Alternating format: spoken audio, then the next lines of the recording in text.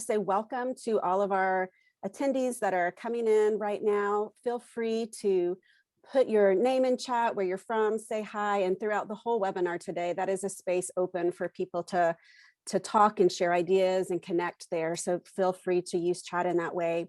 So just want to welcome everybody to the Post-Philosophies and Doing of Inquiry webinar series.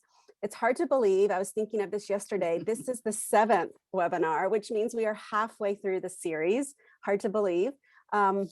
We have enjoyed hearing from a range of scholars over the past 7 months. So this is a free webinar series, and it does have a total of 14 sessions. And we meet each monthly on the topic of post-qualitative inquiry and the doing of inquiry, inspired by really a wide range of philosophies. So each session invites 1 or 2 international guests and their current or former students to join us and talk about their experiences in doing inquiry with different philosophies such as post-humanism, post-structuralism, affect theories, feminist new materialisms, post-colonialism, just to name a few that we've heard through our first 6 sessions. I'm Candace Kuby, and I'm getting to co-host this webinar with Viv Bozalek. So we are so glad to be doing this in partnership together. The webinar series is made possible by a collective partnership between the University of Missouri System and the University of the Western Cape, or UWC, in Cape Town, South Africa. Our partnership between our universities has been happening since 1986, and the funding for the webinar series is provided through a committee that oversees these partnerships. We are so grateful for the longtime collaboration and the support of our universities for this webinar series.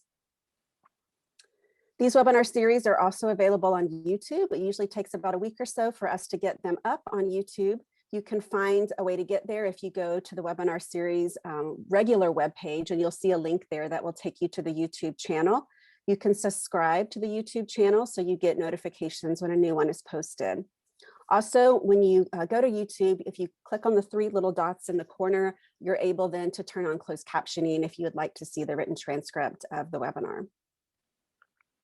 Also, we've announced this a couple of times now that we're excited to share that the webinar series will become 2 special issues in the journal Qualitative Inquiry. We have begun to work with our previous panelists on getting their transcripts turned into a manuscript.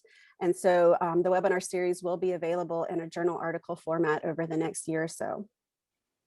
Also, we've updated the website with exact times for each webinar. And I want to just point out specifically at our next webinar in March that daylight savings time will have changed again in the US.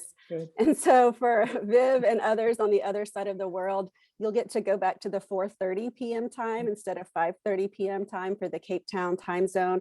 So just be sure to look at the actual website for the webinar series, and you'll notice that that time will change again for March. So today our panelist is Dr. Ezekiel Dixon-Roman. He is an associate professor in the School of Social Policy and Practice at the University of Pennsylvania. Welcome, Ezekiel. Thank you. Thank you. So I will say that I had such a joyful time digging into your 3 suggested readings, and I'm currently teaching a philosophical perspective class for educational research, and I'm adding some to the syllabus based on reading your 3 articles. And just also, I'm excited to hear from you today. We got to know each other a little bit in Cape Town in 2019 and had great memories getting to know you and your family. So we're just grateful that you said yes, and you're willing to be a part of the webinar series with us. Can I jump in here and say so, or should I? Yes, you can say something, then I'll move on. Yeah. All right. No, thank you. This is it's exciting. I'm so happy that you all invited me to join you all on this webinar series. The ones that I've seen already are amazing. This series is amazing. So I'm looking forward to even digging into some of the other ones I have not seen yet, and some of the ones that are to come. So yeah, I'm looking forward to this conversation. Thanks so much, Ezekiel. So I also want to introduce briefly, there are 3 other guests with us today that you'll see on the screen. We'll get to know them much better later on in the webinar, and Viv will do more thorough introductions then. But I wanted to go ahead and introduce the 3 students that Ezekiel invited to join him today. So you can wave and say hello as I introduce you, or maybe if you just want to unmute and introduce yourself briefly, that would be fine as well. So each of you want to take a turn? There you go. Go ahead. Go first. Hi, I'm Julian Quiros. Thank you all for having me. Excited to have this conversation. Welcome. Hi, I'm Arlene Fernandez. Excited to be here. And yeah, thanks for having me. I'm Nicole Sansone Ruiz, and thanks for having me. Welcome to you all. Thanks for joining us today. So I also want to introduce Erin Price. Those of you who have been joining our webinar series have gotten to know Erin over the past few months. She is a PhD student here at the University of Missouri with me. She's an artist and art educator with lots of experiences coordinating preschool through secondary art education in the US, and as well as community-based art explorations at home and abroad. Also, if you've noticed the artwork on our webinar series website, as well as the videos that are on YouTube, Erin is the artist that shared her talents with us in that way. And so we're so grateful to have her artwork as part of the series. She'll be here today helping us with technical support, but also helping me moderate the Q&A portion of the webinar later today. So welcome, Erin. We're glad you're here. Thank you. Now to introduce our two co-hosts. Vivienne Bozalek is an emerita professor in women's and gender studies at the University of the Western Cape, South Africa, and also an honorary professor in the Center for Higher Education Research, Teaching and Learning at Rhodes University. She holds a PhD from Utrecht University, and her research interests and publications include the political ethics of care and social justice, post-humanism and feminist and scholarly practices in higher ed. Her most recent co-edited books include Post-Human and Political Care Ethics for Reconfiguring Higher Education, a 2021 publication. And Dr. Candace Kuby is an associate professor of learning, teaching, and curriculum at the University of Missouri. She's also department chair and the director of qualitative inquiry. Her research interests include the coming to be of literacies when young children work with artistic and digital tools, and also approaches and pedagogies of qualitative inquiry when thinking with post-structural and post-human philosophies. She is also co-author of several books, and her scholarship appears in journals including Qualitative Inquiry and the Cultural Studies and Critical Methodologies. Thank you for just initiating and carrying out this amazing space for learning. Thanks, Erin. So some of you have been joining us for many of the webinars, but for some of you, this might be your first time here today. So we want to just give a little overview of the webinar platform and how our time will unfold today. So you'll notice that we're using the webinar, not the meeting platform. And so only our panelists have the video access. But we encourage all of our attendees to use the chat box, which is open, to be able to chat and connect with each other as we go throughout the webinar today. Also, if you haven't noticed yet, there's a Q&A button at the bottom of your screen. So if you haven't located that, please find that. This is where Erin and I will moderate the questions for our Q&A portion today. It's hard for us to scroll through all the chat and the Q&A part. So if you'll just put your questions directly in the Q&A box there, we will filter through them and use those to ask our panelists later on today. But feel free to pop your question at any time during the webinar. So the first 30 to 40 minutes, Viv will be our lead interviewer, and she will talk with Ezekiel about the 4 main questions that have been our common thread throughout this webinar series that we've asked each of our panelists so far. While we're talking about those 4 questions, Ezekiel might draw upon some of the suggested readings that were posted on our website, examples or things that he's written about elsewhere. Then Bill will spend a little bit of time talking with the 3 students who have joined us today alongside Ezekiel to really think about mentoring and teaching.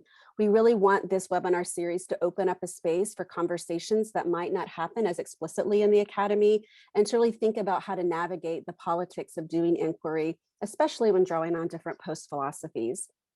And then at the end, we'll open up a good 30 minutes, we hope, for a question and answer time. And this is where myself and Erin will help to moderate those questions. Our panelists, you don't have to worry about going through the chat box or the Q&A box. We'll do that for you so that you can really focus on your responses and your conversations with those who are in attendance today. So Viv, why don't you get us started with an introduction for Ezekiel, then we'll jump into our 4 questions today. Thanks very much, Candace.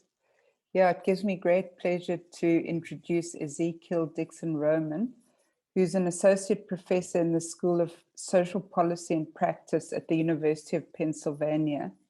His research seeks to make cultural and critical theoretical interventions toward rethinking and reconceptualizing the technologies and practices of quantification as mediums and agencies of systems of socio-political relations, whereby race and other assemblages of difference are byproducts, which I'm sure you will, if you've done the readings for today, have become familiar with. He's the author of numerous publications, which include the book Inheriting Possibility, Social Reproduction and Quantification in Education. That was through the University of Minnesota in 2017. And I just wanted to say I was present when it won the Outstanding Book Award at the American Education Research Association in 2018. And then another book, Thinking Comprehensively About Education, Spaces of Educative Possibility and Their Implications for Public Policy, by Routledge in 2012. Alternative Ontologies of Number, Rethinking the Quantitative in Computational Culture, 2016. That's a journal article in Cultural Studies Critical Methodologies. The Computational Turn in Education Research, Critical and Creative Perspectives on the Digital Data Deluge, 2017. That was in Research in Education. And then most recently, Control Societies at 30, Techno-Political Forces and Ontologies of Difference. That was in Social Text Online in 2020. He's also currently working on a book project that examines the haunting formations of the transparent subject in algorithmic governance and the potential transformative techno-political onto-epistemologies. We're so pleased you could join us, Ezekiel. I've been looking forward to this conversation, and I was just saying to Ezekiel before we started that we last saw each other this time last year in Malta at the European Congress of Qualitative Inquiry Conference. And I don't think we imagined what was coming our way then, and that travel would be severely restricted. But actually in 2019, as Candace said, we had the privilege of having Ezekiel and his partner Denise and child Elijah in Cape Town when he was the keynote at the 10th New Materialism Conference. It was on reconfiguring higher education. So it's really nice to connect again. So I'm going to go through these 4 questions that you've probably seen, Ezekiel, in looking back at the previous sessions, and then ask a couple of follow-up questions to you. So the first big question is, how does your philosophical approach influence your ways of doing inquiry? Well, so first, let me begin by just extending my appreciation to both Candace and Vivienne for organizing this webinar series, but also for inviting me to join you all in this, on this series and this conversation. This is a big question, and I probably could take up a whole hour just on this question alone, but I won't, of course. But there's a way in which I'm probably going to engage this question that is going to actually sort of already begin to unfold in some of the other questions, if you will. And for me, in fact, in order for me to begin in engaging this, so I also should say, I want to thank my students and postdoc Nicole as well for joining us today, and acknowledge also the not just as students, but in fact my partners in crime, my co-learners, my colleagues that we wrestle with ideas with and actually engage in inquiry together. So I just want to make sure I acknowledge each of them and extend my appreciation to both of them, to all 3 of them, excuse me. That said, so let me begin, by giving some background, because I think, one of the sort of I mean, I think many of us in this series are quite eclectic, if you will, in our backgrounds, and I think it's important for me to fully sort of begin with how I even came to the kind of questions and approach of inquiry that I do. So, so one, I think one of the things that is probably known about me is I do have a background. My graduate training is in the social sciences and my PhD's in psychometrics. And for cultural and critical theory, psychometrics just is like illegible, if you will, or non-recognizable as a discipline in doing cultural and critical theory. When I went into the study of psychometrics, my main interest was actually in processes of power and marginalization and the ways in which they have an effect in shaping social and developmental processes. In fact, it's that developmental processes that actually even brought me to even questions in education in particular. But it's that beginning part. It's the interest in power and processes of marginalization that brought me to critical theory even before psychometrics. I had been introduced to critical theory as a master's student in the social sciences, and particularly engaging with scholars such as Kathy Cohen, Iris Marion Young, and Michael Dawson while at the University of Chicago. And it was literally that theoretical, that conceptual framing that brought me to psychometrics from literally a radically different place. So while many of my colleagues or my classmates at the time were studying psychometrics for sort of research and development, if you will, to go into ETS or some other testing organization, I was interested in making the actual practices and technologies of quantification, the actual instruments of testing, the object of study in and of itself. And so as I started working through that crazy trajectory, if you will, that crazy pedagogical journey, I was lucky enough to have an advisor that was quite humble and open. That is to say, and I think this is important to this broader question, where Charlie Lewis, who was my PhD advisor, was brilliant, amazing statistician, amazing psychometrician, was a student of John Tukey, but was quite humble in saying, Ezekiel, I could train you all day in the methods, but I cannot, and I can have fun with you in talking about the philosophy, but I cannot mentor you and shape you in your substantive and theoretical interests. And so he encouraged me to find other mentors. And I was lucky enough to be in the New York City area where there were many to try to look for, if you will, to try to choose from. And eventually, a few months later, I met Edmund W. Gordon, who has been a longtime mentor, even to this day of mine. And I won't go fully into his background. If you're not familiar with him, I definitely suggest looking him up. He arguably is one of the leading social scientists, particularly around questions of marginality, human development, equity, diversity, and educational equity, I should say, and diversity of the 20th century and continuing on. I mean, he's still, as he turns 100 years old this year, is still plugging away on questions around assessment, especially. And so, but Professor Gordon, as a number of us like to refer to him, was also, even though he was trained in educational psychology and child psychology, was also trained as a Marxist, was also a student mentee to Du Bois. And so he also, in our initial encounters, when I first met him, he was already beginning to introduce me to questions around epistemology, questions around ideology, and critical theory in particular. And so it set me off on my reading list, and that reading list has continued on.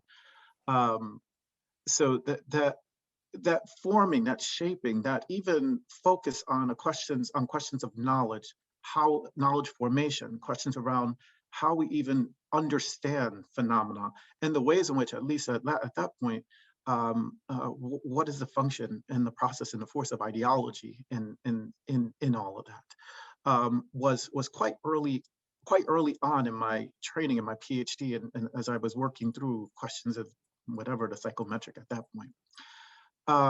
Eventually, as I moved on into my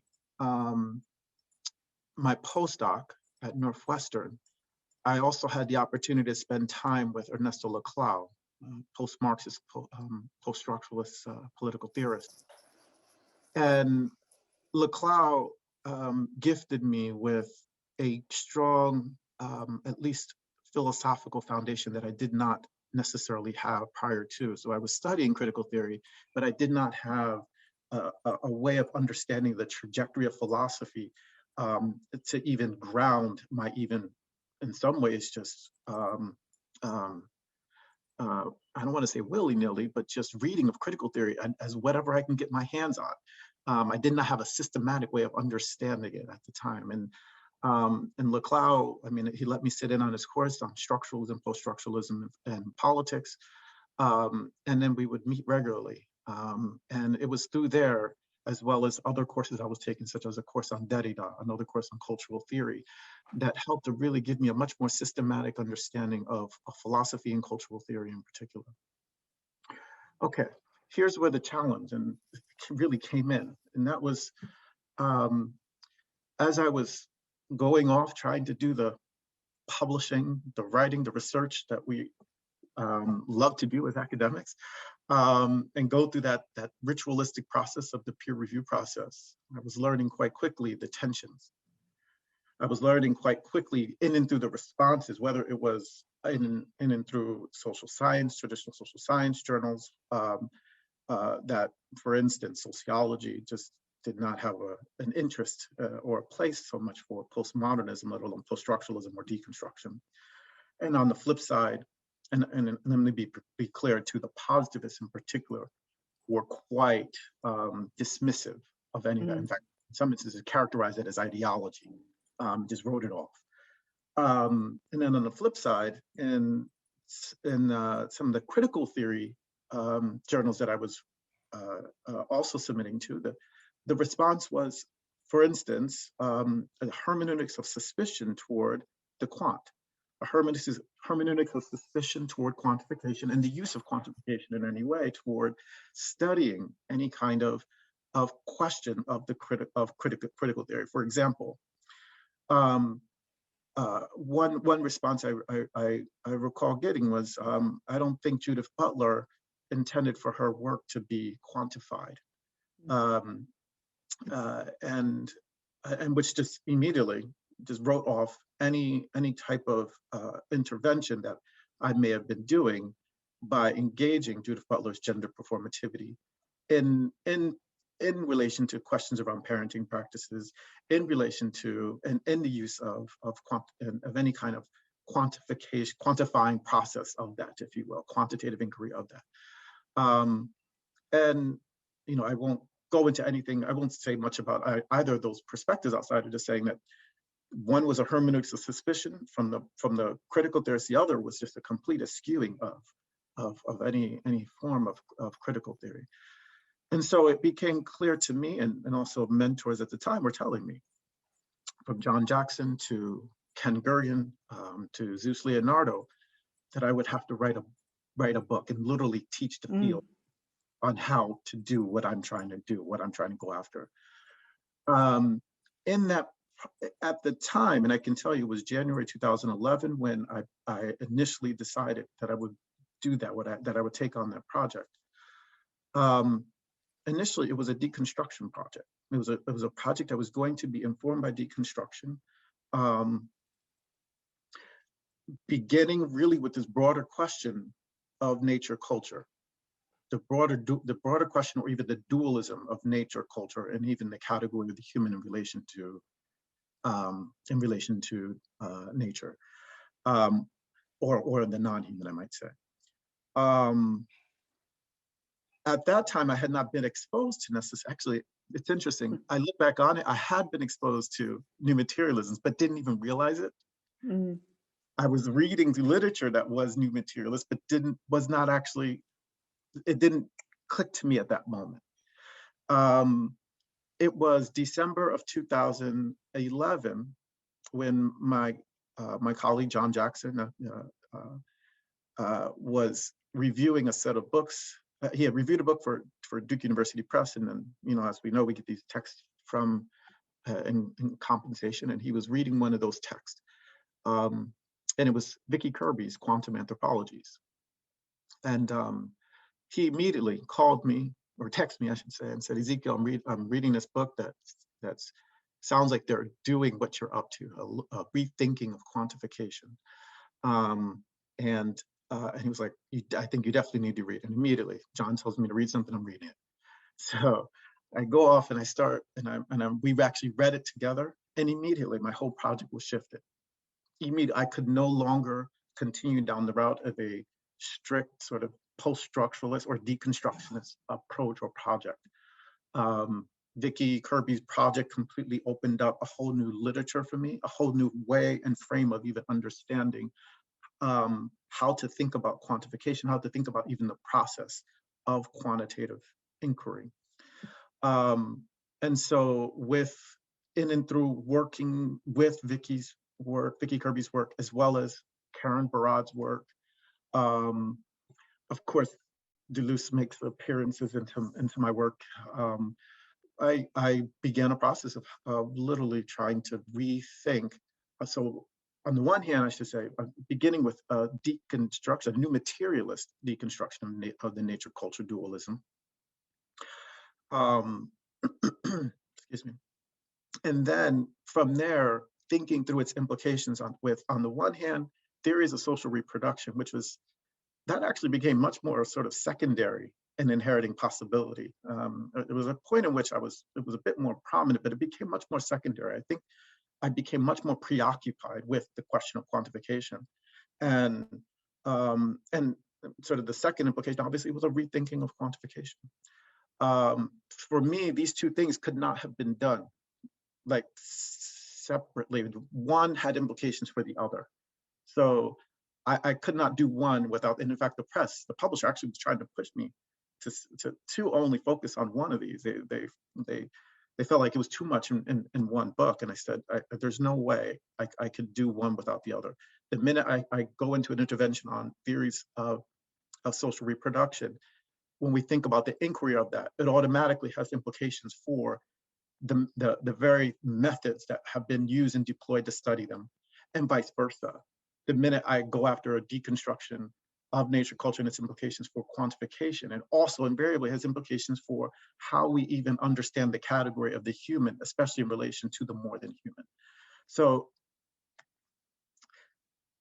it became what it became. And through that, I took on Barad's concept of apparatus as a way of thinking about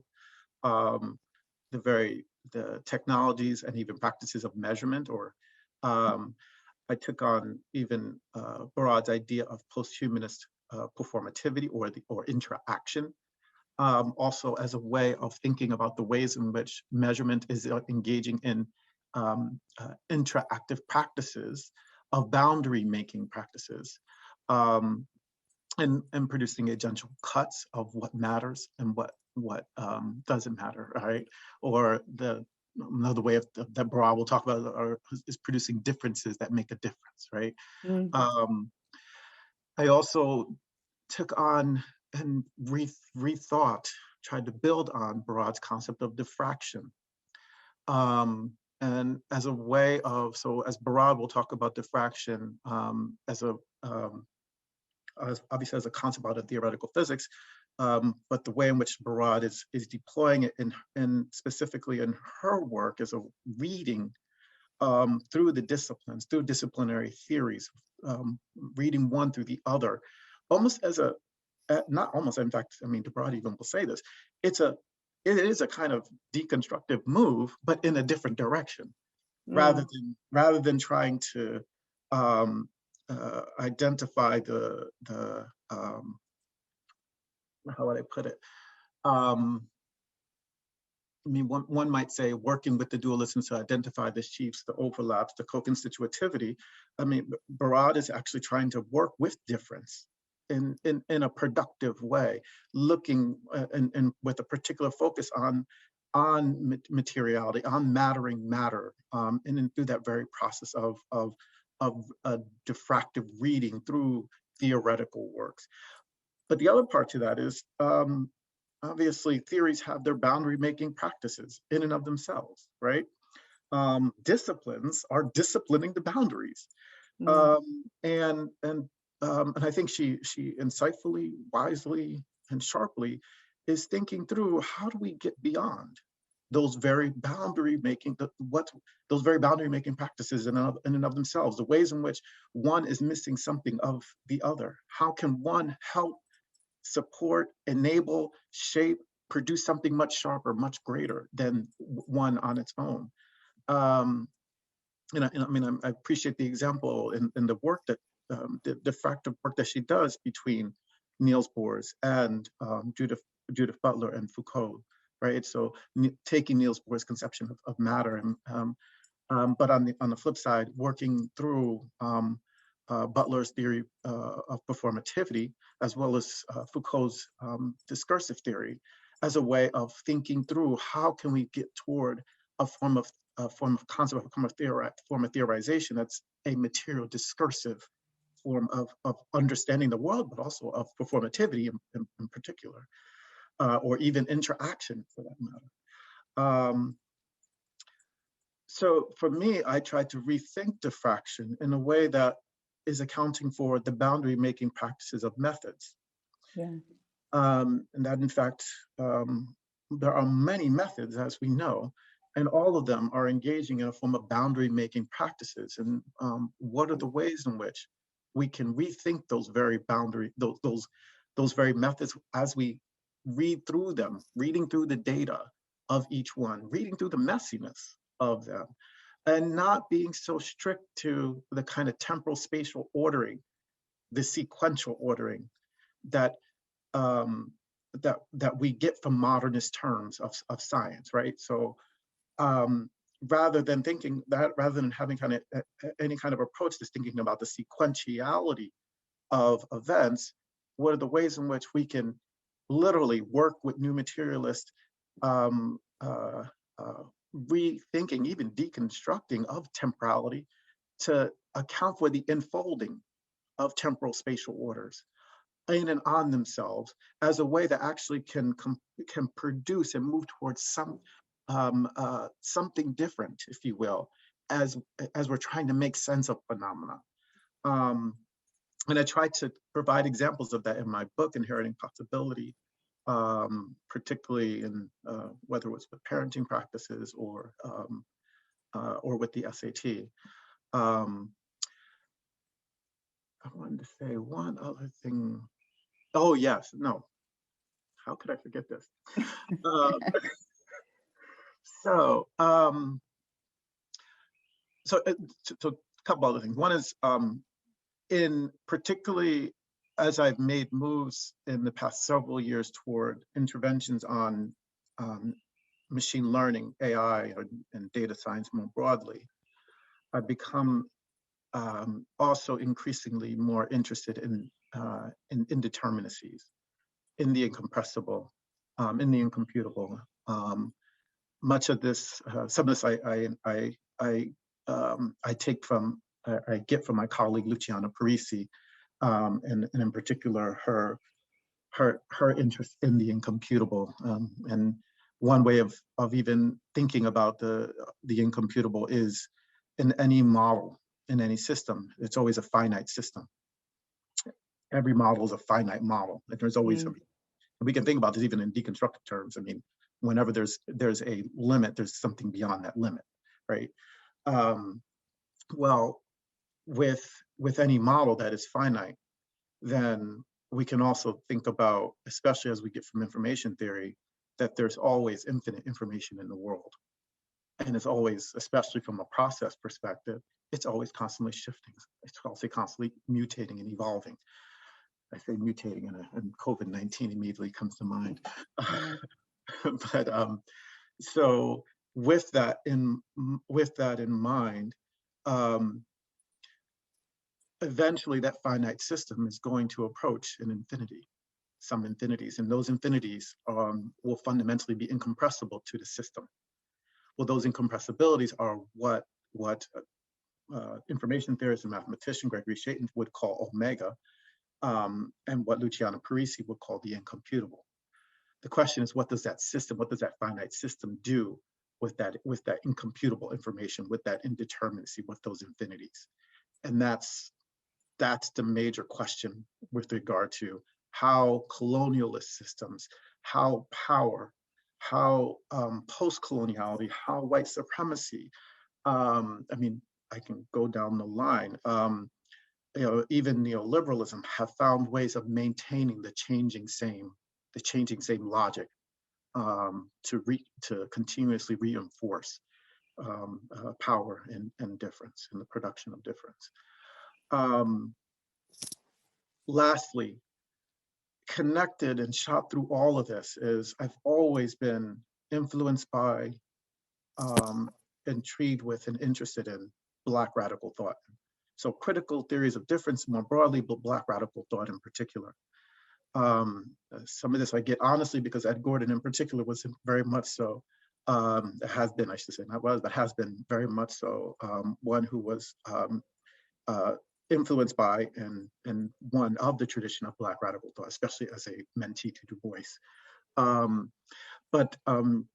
Even as far back as my dissertation, where I contextualized and situated the work in Manning Marable's How Capitalism Underdeveloped Black America, all the way through to now, where I've been engaging much more Sylvia Wynter's profound and fabulous work, Denise Ferreira da Silva's incredible work, even Fred Moten's work, among others. So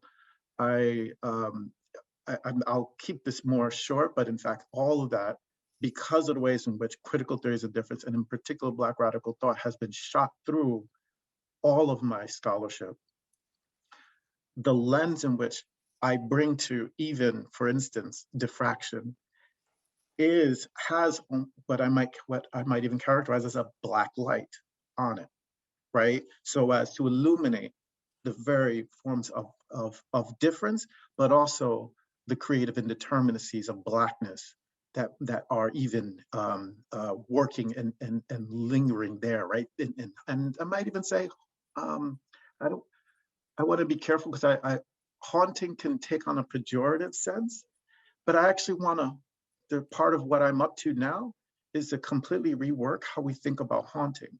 So such that haunting is not just about a kind of pejorative haunting, a haunting of white supremacy, but that in fact haunting is also the very condition of potentiality, the very condition of a kind of creative possibility, that it is what actually fundamentally points toward an opening of alternatives, of some kind of alternative, and even alterity for that matter.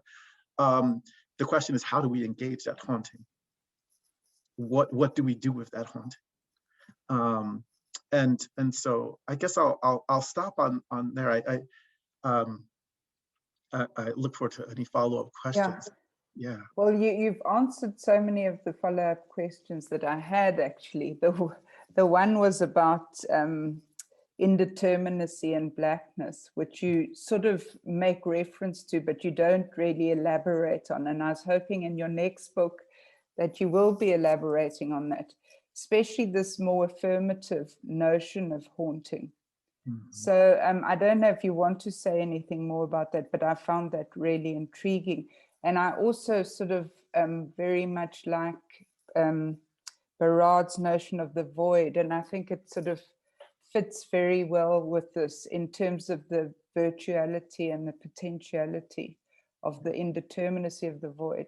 So I was wondering if you do make reference to that at all, just shortly, before we move on. Yeah, great questions. You know, actually, I'm gonna start from the latter question with regard to Barad's void. You know, it's interesting. I actually have not engaged Barad's void as of yet, but I think you're precisely. I think you would like it very much. I think you're precisely right that there is some direct connections to the ways in which, on the one hand, even thinking about diffraction in the process of inquiry, but also that very conditional possibility that haunting even opens up. I'm going to take that as a gift from you, Vivienne, and even a push. So I appreciate that. The other part of your question. So I'm in part building on and taking from, I shouldn't say taking from, but working with De Silva as well as Moten, and thinking about Blackness is not, I mean, I guess one I could also bring in to an extent Mbembe as well, who also is making also other interventions, similar interventions with regard to Blackness, but that Blackness is not fundamentally the Black identity or even Black bodies for that matter. That Blackness is in fact a way of thinking about a system, even a rhythm, an ontoepistemology, and that which is not compressible or confinable by the finite systems that exist. And in fact, there is a poetics in Blackness. There is a kind of ebb and flow of Blackness that gets completely missed by much of the very models and systems that the world has constructed for maintaining its movement, if you will. But within that within Blackness for me is a creative potentiality, a creative indeterminacy that I think has such potentiality for opening up alternative ways of being, for rupturing the very existing systems in and of themselves, and has a way also of affirming those very Black identities and bodies that, again, again with Moten and De Silva, I'm not seeking to conflate in any way. And so, you know, it's hard to even give a kind of concreteness sort of to that, and in some ways I feel like it would not be appropriate to give that a kind of concrete sort of explanation to it. You know? Well, I'm looking forward to reading your new work, I must say. Oh, thank you. Just before we go on, and I'm going to ask questions which I'm sort of puzzling with myself. Before we go on to methodology, I wanted to ask you about the difference, in your opinion, between post-structuralism and postmodernism, because you do, you know, talk about it in terms of Frederica de Silva, the postmodernism, and I sort of went back to the old Meeting the Universe Halfway when I was reading that, because I sort of remembered that Barad had, you know, she says we mustn't conflate post-humanism with postmodernism. They're two completely different things, and they're saying, you know, post-structuralism is about the sort of neoliberal subject. But I mean, it seems that De Silva is using it in that way too. She's also talking about the neoliberal subject and subjectification and how that comes to be. So I'm sort of a little bit confused myself about, you know, how these things were postmodernism and post-structuralism, and what you have to say about them. This is a great question. So while I think there's overlaps between postmodernism and post-structuralism, I want to be careful not to just assume them under, you know, the same. I think they're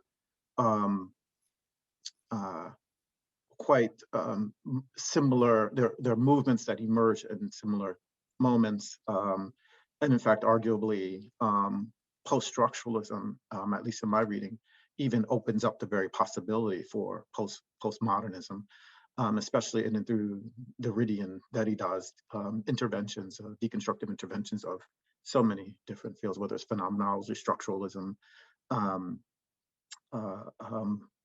modernism more broadly. Now, I would definitely agree with Barad around this distinction between posthumanism and postmodernism. The only thing is that posthumanism takes on so many different variants. So like, whether we're talking about triple O, feminist new materialism, even that which had been in some ways erased from triple O, and even in some earlier instances of new materialisms and even affect theory, is that in indigenous studies and even the ways in which there is a post-humanist thought and even philosophy within indigenous studies, and even aspects of Black thought as well. And I'm thinking in particular what Mbembe reminds us of with regard to animism. That said,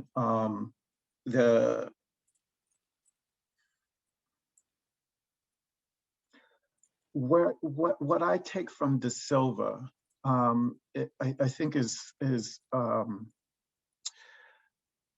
way in which that, and mind you, she's in part sort of situating that her writing and toward the global idea of race in the moment of the death of the subject, right? So we're talking about late 70s, early 80s, if I'm remembering correctly, where the death of the subject movement and of post-structuralism and arguably postmodernism as well was one that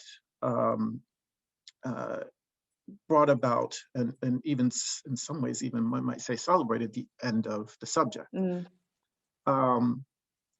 And the celebration would be for good reason. I mean, the subject is what we inherit in from modern thought, the very formation of universal reason, a transcendental subject, even the very project that then turns into instrumentality or instrumental reason, and as such gets built into technology and science, and becomes a very product of empiricism and moving forward, right?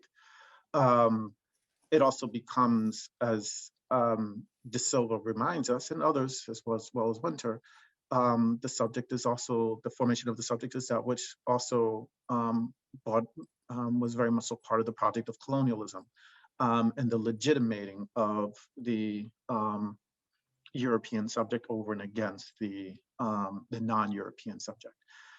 Now, I think what I take from De Silva, at least my reading of De Silva, is to say that even though there was the death of the subject, what was not interrogated was the formation of the post-Enlightenment subject as was done specifically in and through Hegel.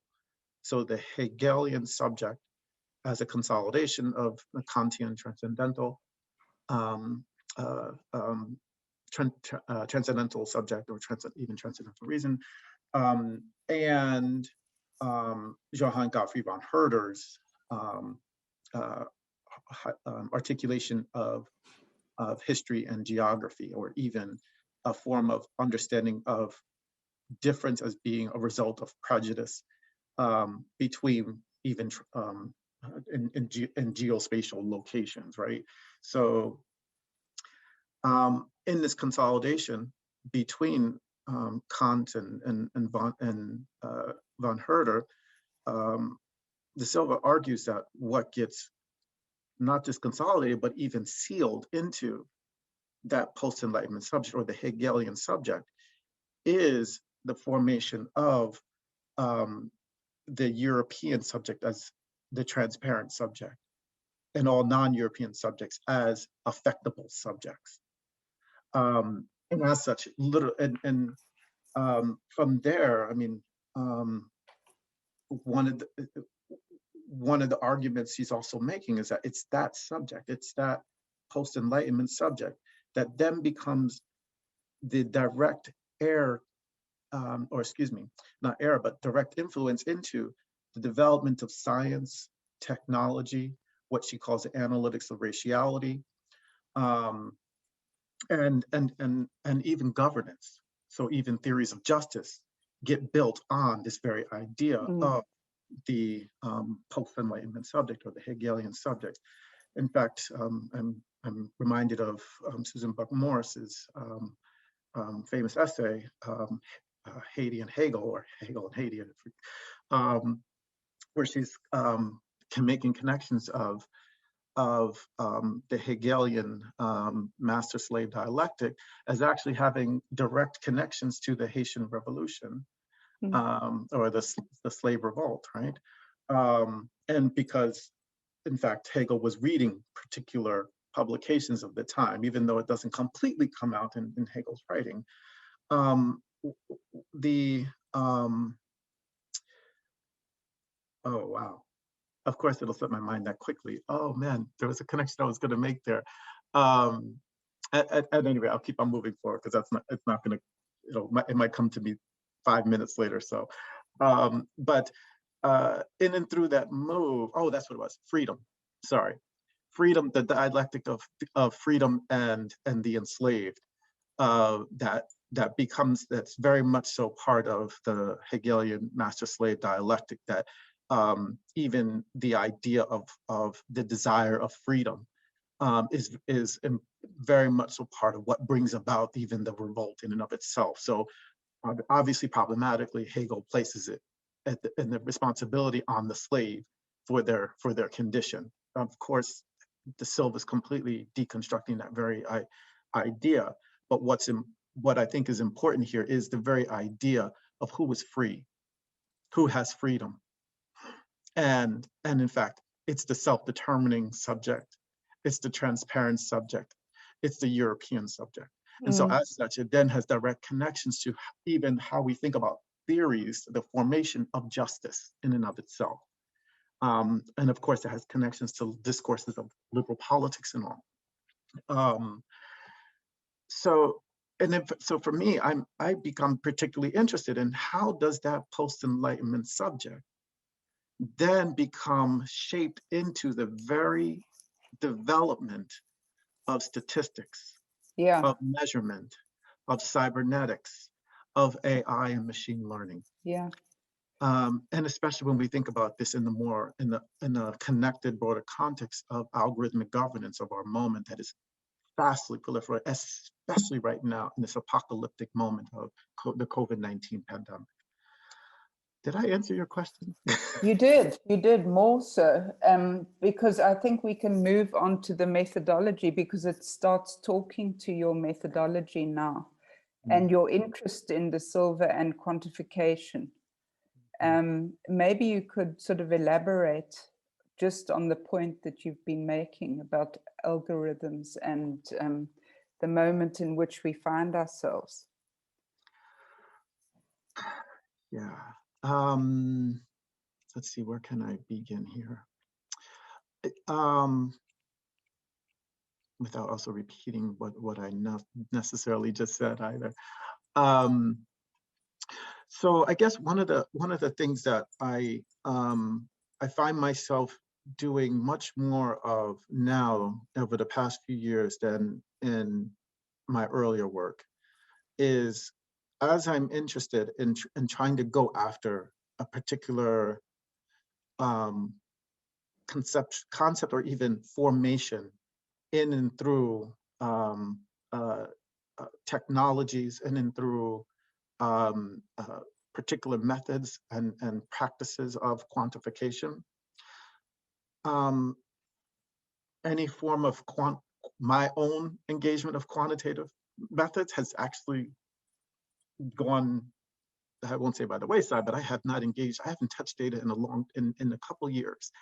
And this is in part because the questions that I'm interested, especially now, take me to really a history of philosophy, history of statistics, and with a particular focus on engaging in a close reading of that very history to even see how are they making particular assumptions of the subject, particular assumptions of the world.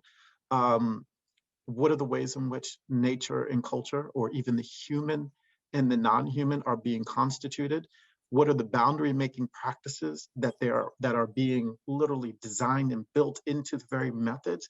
And let me be clear, it's not just in, say, the operationalizing of a construct as is often thought about in measurement. I mean, I'll Mm. go after that every day. But in fact, it's in the very presuppositions, the very axioms of the statistical and computational methods that are literally the very foundations of developing and building the very methods themselves. So, I mean, I'll take an example of within psychometrics.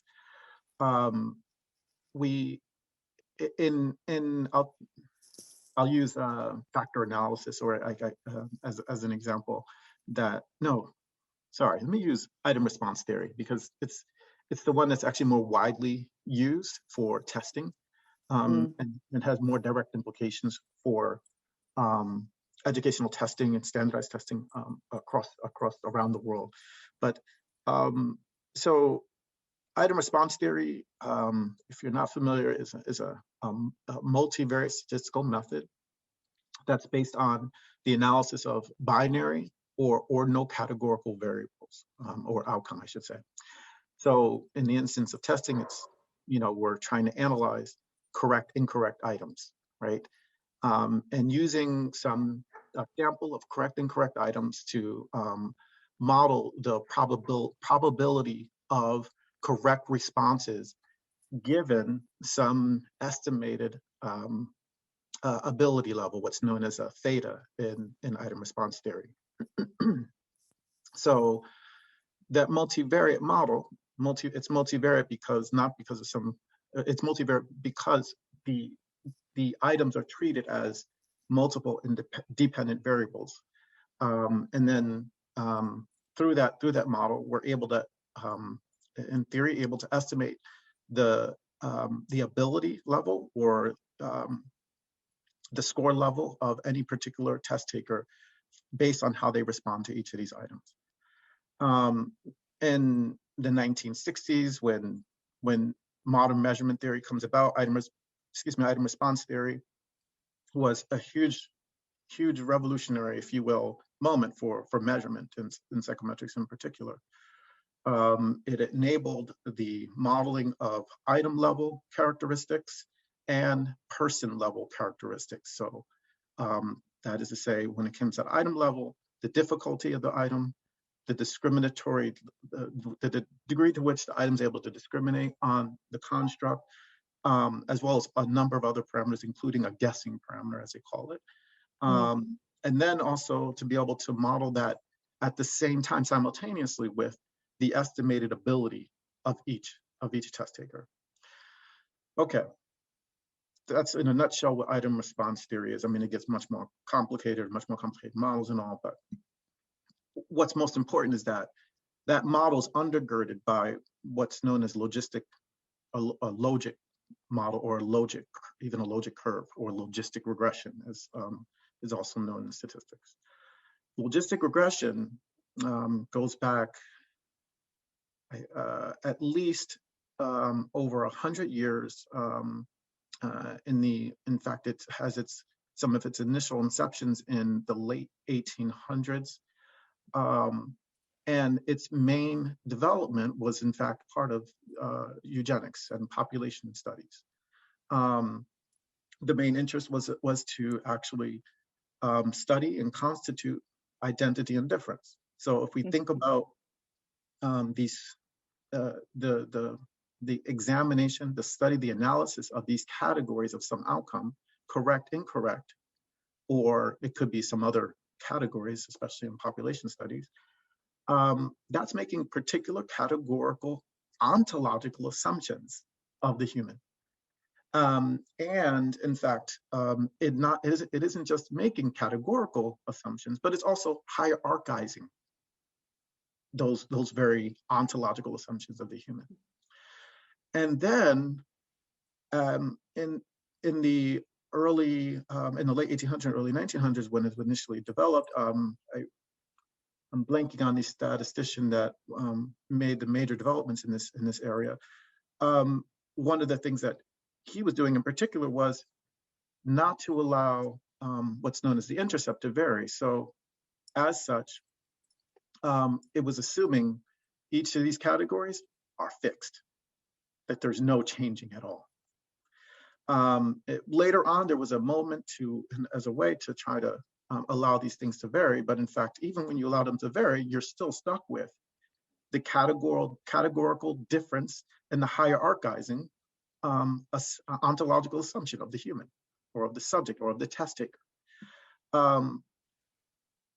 This is what I mean by, so, and to be clear, literally, that you have eugenics, ideology, and pseudoscience as developed by Francis Galton, and even influenced by Darwin and biocentrism, the biocentric model of Darwinism, that then leads to the development of statistical methods that specifically are seeking to legitimate these very ideas, these very biocentric models of the world.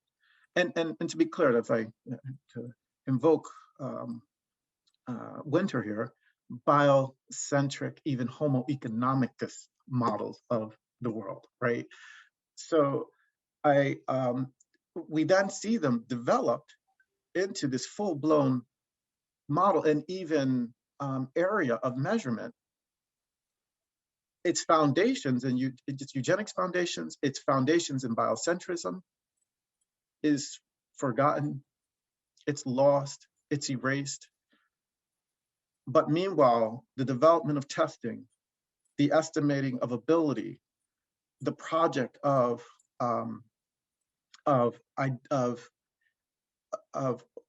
what I might characterize as the kind of surveilling of bodies, the scaling of bodies, the scaling of difference in and through the very project of testing, measurement, and assessment flourishes on. And even flourishes on even beyond the traditional standardized paper pencil test, even into other areas, seeping into learning analytics, seeping into educational data mining, seeping into other areas that in fact where it becomes even more disguised, even more hidden, and doing even more of the work of what I would characterize moving from disciplinary to the very practices of control societies. Yeah, I think I got your question. Yeah, it's absolutely fascinating. And you know, the fact that this has been hidden from everyone studying psychometrics all along is quite iniquitous. And I'm wondering now, I mean, are you the only person who's come to these conclusions? Because I haven't read it elsewhere, but they're such important things to be getting out into the world, I think. So some of the earlier work around this would be from Stephen Jay Gould, Mismeasure of Man. But what Stephen Jay Gould does is provide a history of science, history of measurement, that's focused on anthropometry, the early eugenics work, psychophysics, phrenology, those studies, but doesn't go so much deep into the theory and technology of statistics and measurement.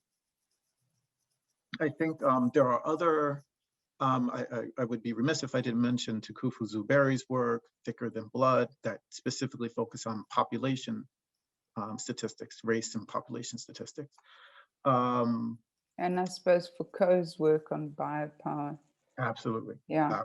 Yeah. I mean, and then of course, all of the influences of those who come out of the Foucauldian line of work. So, you know, like,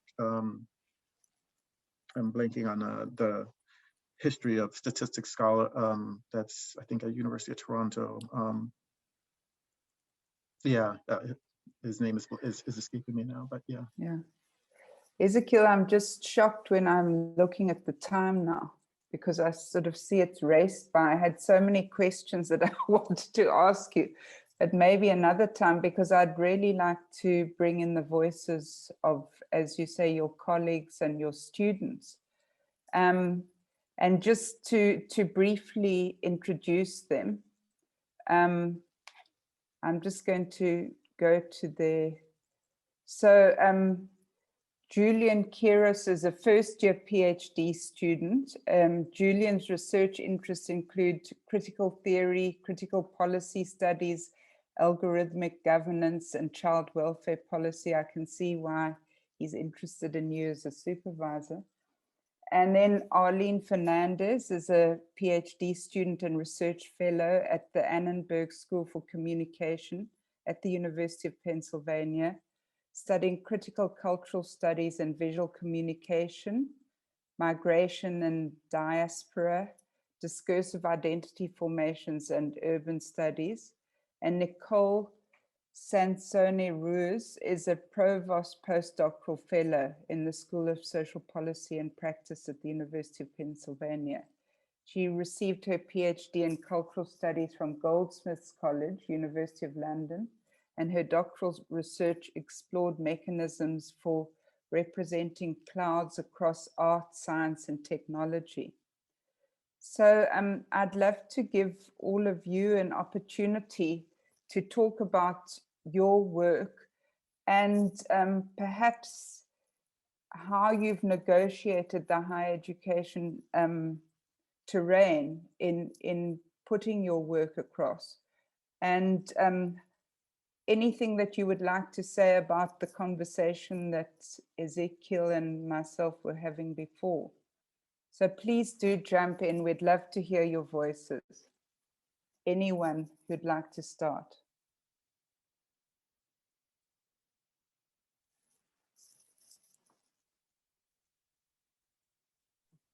I mean, I guess I'll step up.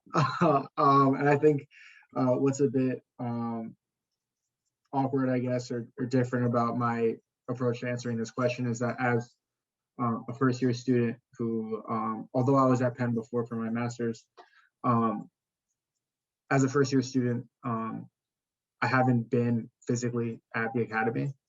And I think the impact that that's had, obviously, I pursued a PhD at Penn to be physically at Penn, but I think one of the benefits that that's kind of offered me is that, especially with the frequency of Zoom calls and all of that, communication is so much more intentional now, especially with those that are outside of your classroom or outside of research meetings, etc.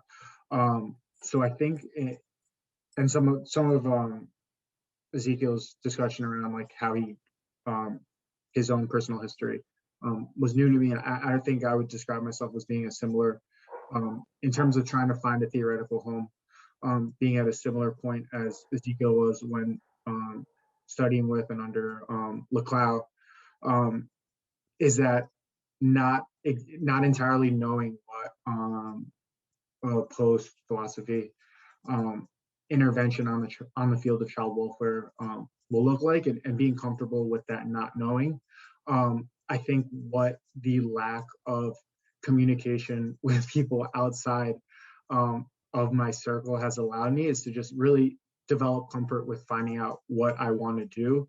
I feel that, and this is all kind of speculative, to borrow some of the language in one of Ezekiel's reference articles, is that I find that when people, especially with a school that doesn't necessarily have that tradition of that type of thought, when there's intrigue and skepticism internally, sometimes I doubt the feasibility of my own project, and it stifles a bit of creativity. So I think what it has facilitated, that is the pandemic, and really only communicating with people that, not that I don't want to communicate with other people, but people that are communicating with people that are important and integral to my intellectual development, and think similarly that I do, is that I haven't really had those kind of outside forces asking me like, well, how are you going to do that? Like, you don't know.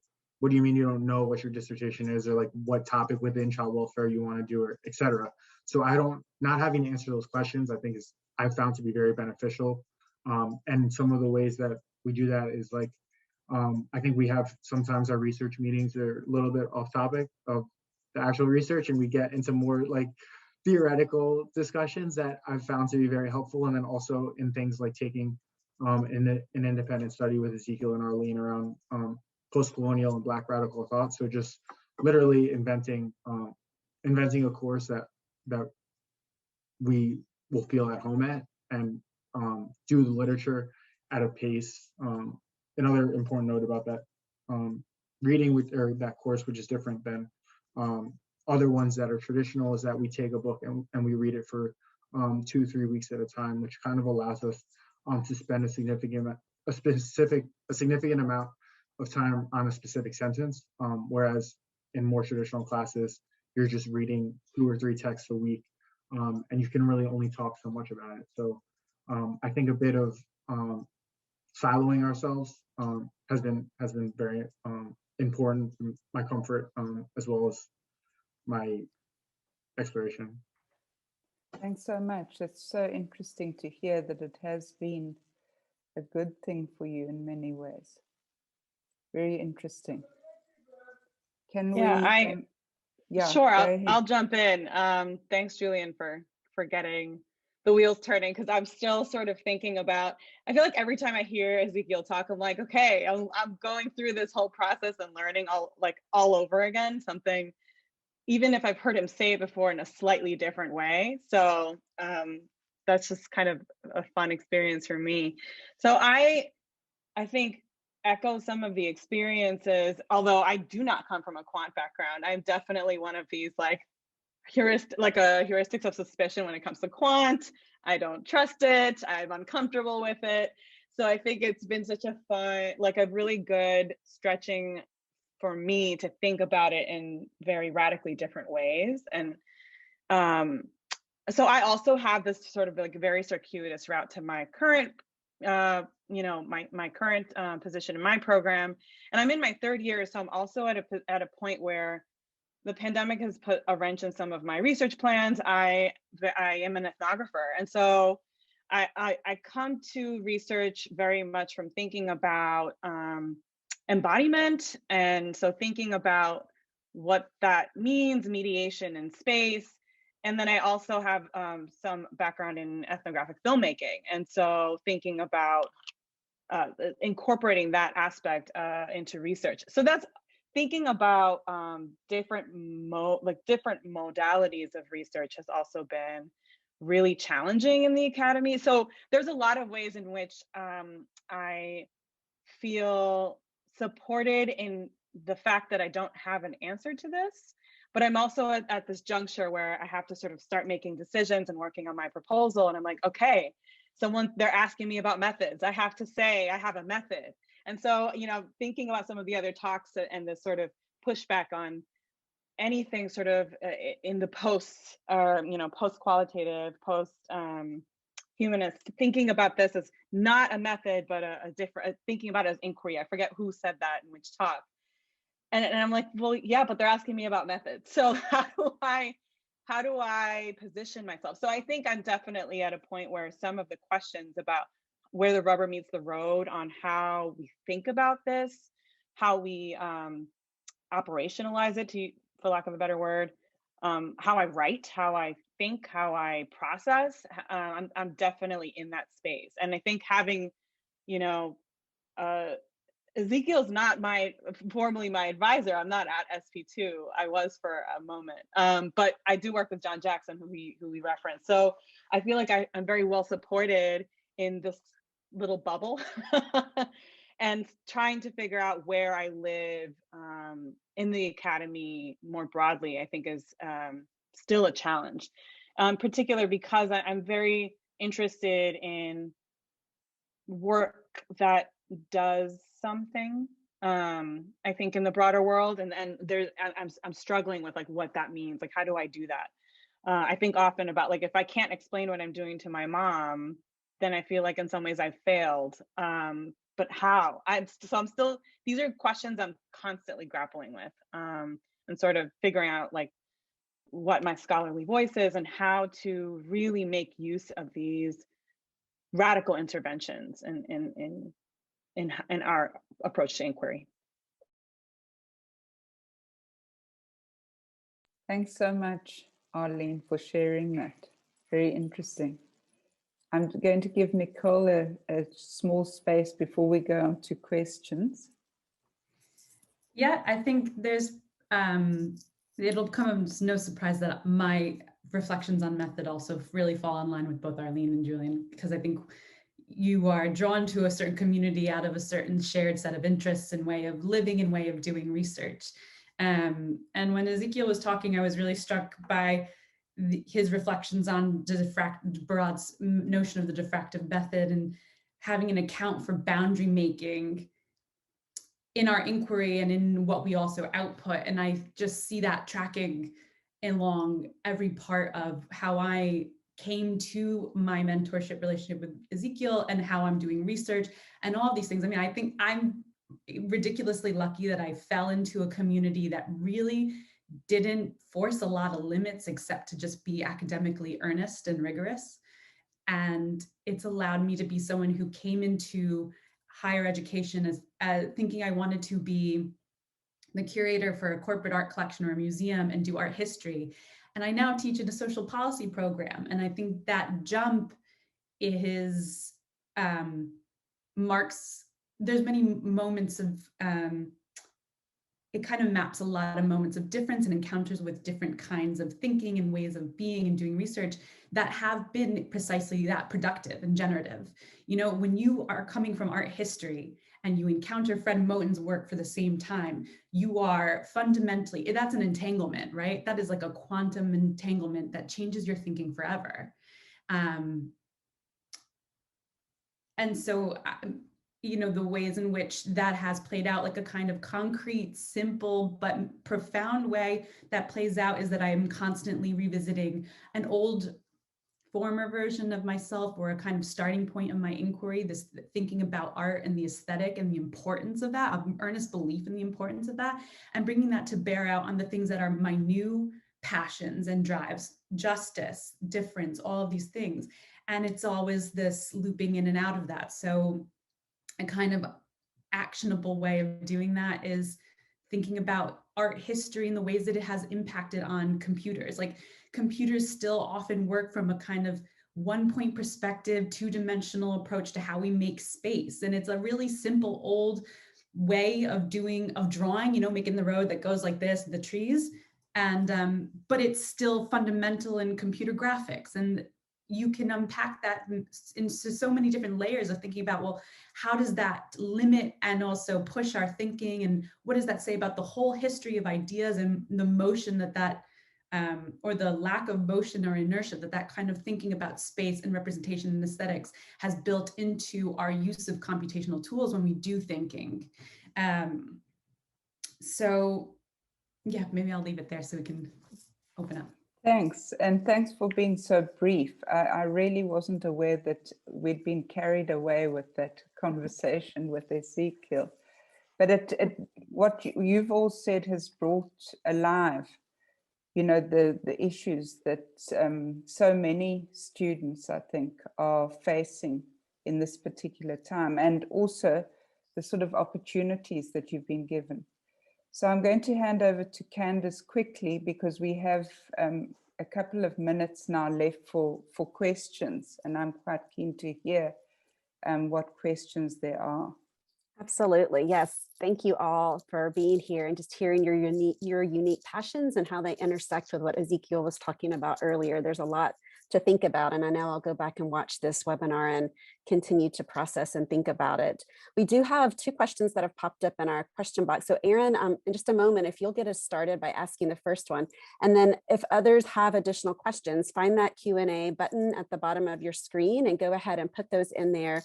And I will say, as Erin asked the question, it's open to all 4 of you to respond. I think, of course, for time, we might not want all 4 to respond to every question, but if you want to chime in, feel free to do that. And we'll try to move through as many questions as we can in our last few minutes together. So Erin, do you want to get us started? Absolutely. I was hoping I would get to ask this question. So someone is specifically interested in the creative aspects of moving forward. And says, we spend much time doing critique, which is necessary. How do we use these philosophies to create something different, particularly in the algorithmic moments in which we find ourselves?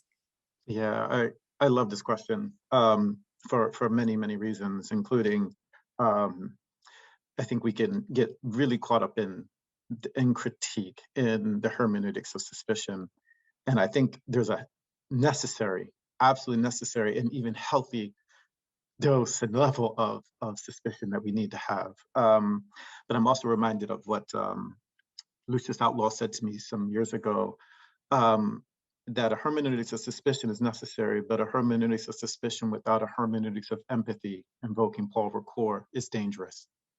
And so I've always kept that with me, as you can tell. And also, I think the way in which at least I approach the creative intervention, the post-critical intervention, is one of a speculative, right? So there's two ways actually one might think about this, but one is what if, the what if question of many different things, whether it's what if the subject, the post-Enlightenment subject, was never formed? What if temporality never became a modernist term?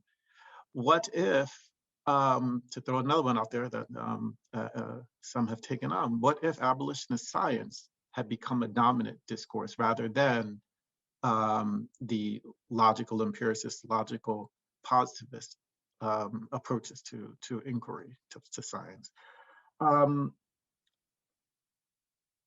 What if, and in fact, this is the question of what if the post-Enlightenment subject was never formed, is one that in some ways I kind of am trying to take up in even that article, this short piece on a haunting logic of psychometrics, to try to push toward something else.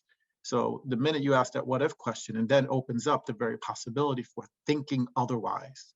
So literally engaging in a speculative project, an inquiry, and even investigation otherwise, an alternative even possibility of imagining the world, let alone even the particulars of inquiry, quantification, computation, algorithmic practices.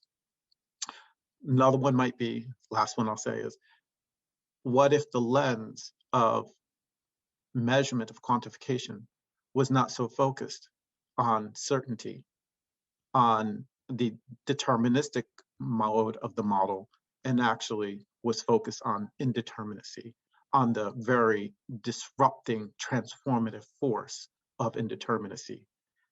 And by the way, one can think about this in the context of COVID-19. So like, I think there's a number of ways in which that what if opens up very new possibilities. And lastly, I'll say, it's in fact how I even go about doing a rethinking of quantification, using Broad, using Kirby, as a way of saying, beginning with what if nature and culture were not radical oppositions? What if, in fact, we understood that which we call culture as fundamentally always being part and entangled with and inseparable from nature? What are the ways in which that actually opens up other ways of thinking about number, the ontology of number, quantification, and the very practices of measurement? And I do think that there's obviously work out there, and in fact, I mean, not just mine. I mean, Liz Diffractive's work is absolutely beautiful in this line of work as well. Luciana Parisi, particularly in the area of computation and algorithms, also absolutely brilliant. So I definitely would encourage checking out their work on this as well. We have another question. I might build on this, and I invite the others to chime in as well. Is how do you maintain your momentum when so much of what we do is perhaps not understandable? And I know that Arlene talked about this a little bit about, can you explain it to your mom? And so put differently, how do you not get discouraged or depressed as you write and think, and especially as you think about putting it out in the world? And I know, Ezekiel, you talked a little bit at the beginning just about different fields or journals and how you got different responses in that way. So this question to me is a self-care question, and how we think about continuing and wanting to get our work out in the world, but not feeling discouraged or just depressed when you're thinking in these ways. So any of you have wisdom or thoughts of encouragement that might help others who are listening in? Does anyone else want to respond, or I can jump in here and start at least? Okay, all right.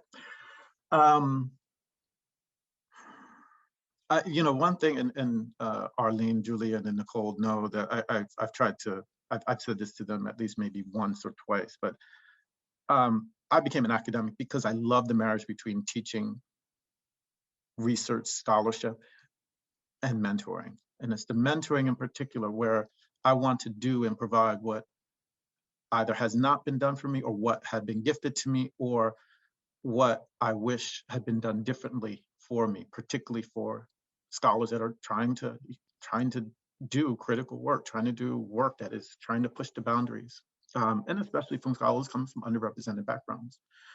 And in fact, I mean, I'll say, one, recognize the politics of scholarship, recognize the politics of publishing.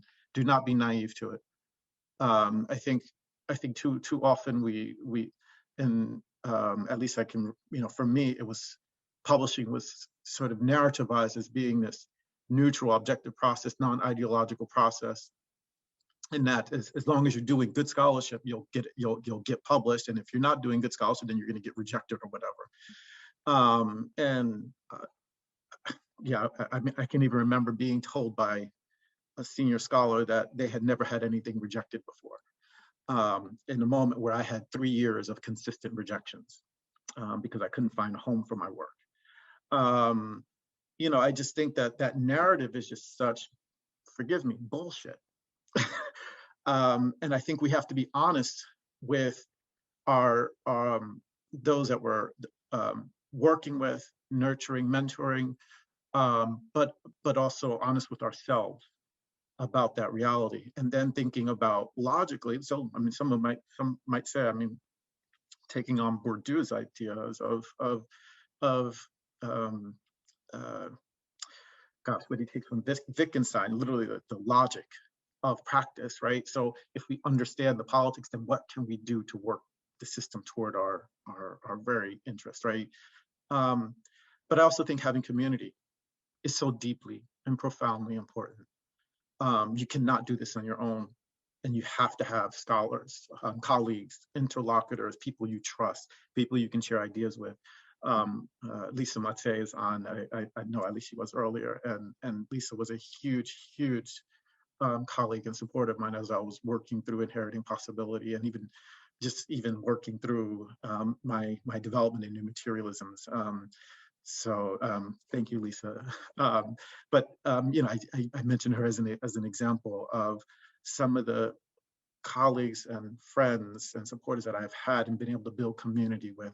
Because if it wasn't for them, I would have gone down the route of this must not be important. It was the John Jackson, it was the Zeus Leonardo, it was the Lisa Matse that said, what you are doing is important, keep on pushing. And eventually you find the homes, but you have to work your networks to find the homes. Yeah.